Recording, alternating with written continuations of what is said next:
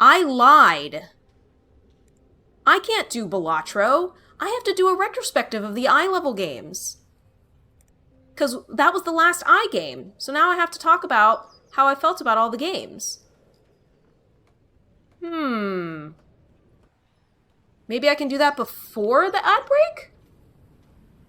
There weren't very many of them. So let me hold on. To give some sort of idea. Yeah. All right, so we're going to quit this. We're gonna get a little closer below. And let's talk about some of these games that we played. There weren't a ton of games starting with I.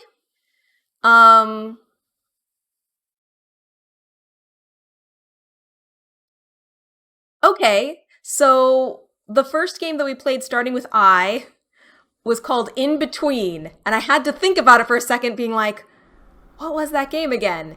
And it was the game that was kind of like VVVVV, if that's how you pronounce it. Um, but basically, it changed where the gravity went, and World 1, the tutorial world, was great. And then they introduced having to do it at speed, and that was terrible. There were like these shadows that were coming in that were just making it so you had to do the inputs very precisely, and I'm like, dude, this is World 2. I am not ready for this. And so I uninstalled after that point. But I enjoyed the first part of the game where it was just teaching you the controls and, doing little basic puzzles. But yeah, then it just got too difficult, and I was like, the story is not compelling enough. The story was about how his father never spent enough time with him and was always watching the television, and he felt abandoned and life was empty. So it was kind of a depressing story anyway. And then, yeah, the gameplay just ramped up too hard, too fast for me. But it seemed well designed. So, if you like that kind of gravity shifting platform experience, it might be a game that you enjoy. It's an indie developer, I think. I played In Bento. That was a game that was seemingly meant for mobile. You had to make the bento box match the recipe, and if you put a square on top of another square, it overwrote it. And so there were little puzzles having to do with that. It wasn't my jam. Again, I got through some of the introductory levels, and it's one of those games where, maybe it would be fun to play on your own, maybe, but doing it on stream, it's just kind of you staring at the screen, and like, it doesn't really have good watch value, I don't think. But it seemed like a game that any age could play, so that's nice. Like, if a kid who really likes puzzles wanted to play it seemed very age appropriate, E for everyone type deal. Just these little mama cat making her bento for the baby cats, and like it was really cute. But yeah, I don't see myself playing that one again. Influent.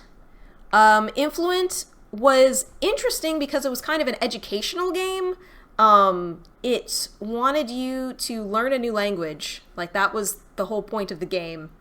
And I did not care for it in terms of the first person view issue. And I also kept forgetting what the controls were. And there wasn't, at least that I found, an easy way to remind myself of what the controls were. So, for instance, there was like a 10 or 15-minute period where I was just trying to find a door in the room or in the house, and I could not find the front door.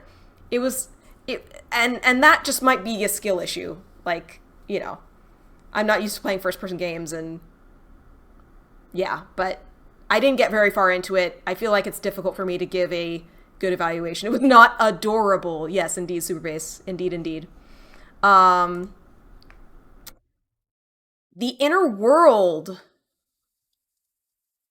The Inner World I could see myself going back to at some point. I know I got frustrated at the end of the stream with like trying to figure out what to do. The Inner Worlds is a point and click. Um, and I did get kind of stuck at the end of the first big puzzle, and I had to look up what to do. But the story is interesting enough that I might continue to do that to play through it. Like if I get stuck, I'll just keep looking for the answer. Like look up the answer online so that I can progress the story, because I kind of want to know how the story's going to end. It was a very interesting sort of theocratic society, and I want to see a point and click that somehow failed to even get you to point and click the uninstaller. Yeah, I don't know. I did uninstall it at the time because I was really frustrated. But I'm looking at it again, and I was like, maybe I will go back to that someday. But yes, for now I did uninstall it because I was like, what's the point of playing through a game if you have to look up the walkthrough in order to progress? But maybe the story is good enough that I'm willing to do that and not get down on myself for not being a good gamer. I don't know. But yeah, there was a puzzle where you had to have talked to somebody, and then you needed to go interact with something on a completely different screen. And then you needed to go back and talk to that person again, and there were new dialogue options. And I had already kind of talked to that person like 3 or 4 times, and there were no new dialogue options, so I didn't know that that was going to be a thing. So yeah, that was interesting. Into the Breach. Into the Breach was a turn-based tactics. You had these like mecha things going back in time and shooting like aliens, and yeah, I enjoyed it. I may go back to it. It has a little bit of roguelite in terms of you keep a person from the last time. I was sad I did lose my guy that I'd had from the beginning. But now I have a new person, and we'll try to make it work. When your people die, they die forever. It's sad. But yeah, kind of, I think standard turn-based tactics. This just in, human being discovered who enjoyed Into the Breach more than Faster Than Light. Yes, I did. I did. Meaning permadeath, yeah. People are allowed their own takes, and that's okay. Yeah, I did enjoy it more than... Because my problem with Faster Than Light was that you couldn't think about what you were doing. You had to just do the thing all the time, and I find that very stressful. Whereas Into the Breach was turn-based, you had as long as you wanted to be able to think about your moves. I prefer that. And they even have a take-back. Although I did use the take-back once and then ended up with an even worse result, so... You only mentioned that because FTL was critically acclaimed while Into the Breach was lukewarm. I mean... Into the Breach reminded me a lot of the... what's it called? So, the Hex. If you all remember from the H series. H being H... beginning with H. The Hex had a section that had turn-based tactics. It was a little like Rocky and the prospector guy. I don't remember his name. I remember Rocky's name because he was cool. And he died so tragically. But it reminded me a lot of that.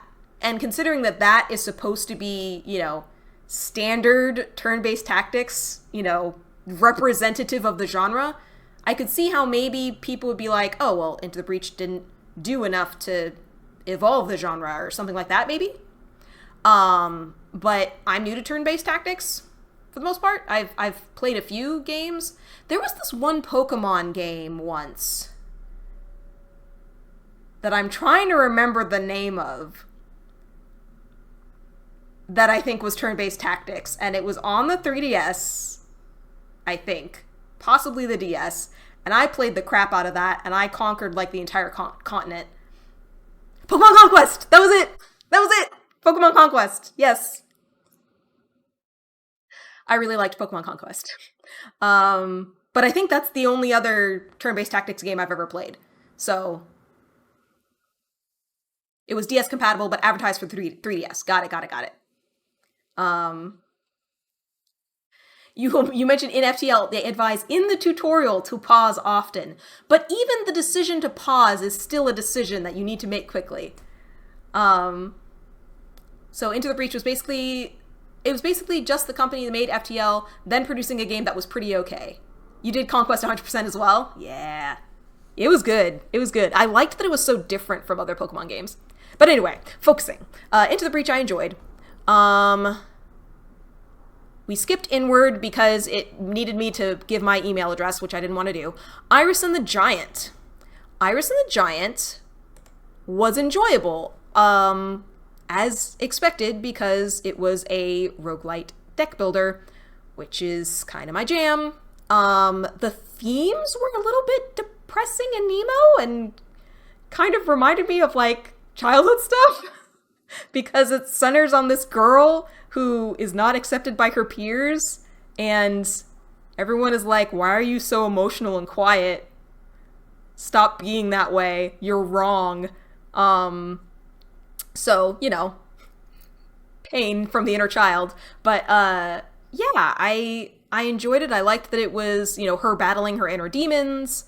It had some good strategy stuff in there. You had to kind of learn what the special little bosses did. It hit a little close to home, yeah. But I liked the strategy of it. I liked that you could do different builds. I think we ended up doing 2 runs, maybe?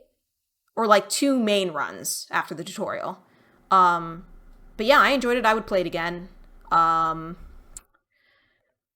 then finally, we had Islanders today, which I clearly enjoyed. I think I've mentioned multiple times. It reminded me of Dwarf Romantique, except without the little hexagons. Just that same kind of idea of placing buildings close to other buildings that like each other to make it so that it gets points. And the more points you get, the more buildings you can get, and the bigger you can make your stuff. Iris is not a true roguelite. The game does have finite content, and the levels are not shuffled. Oh. I did not realize that. I just knew that I was unlocking new things at the end of each run, and so I just thought that it was, but apparently not.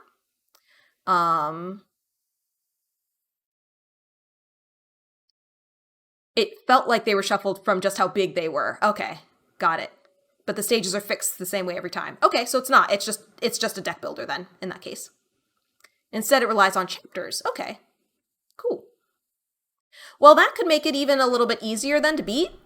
If you know what's coming, if the bosses are the same every time. Yeah, that could be beneficial because then you can kind of plan your deck building around that.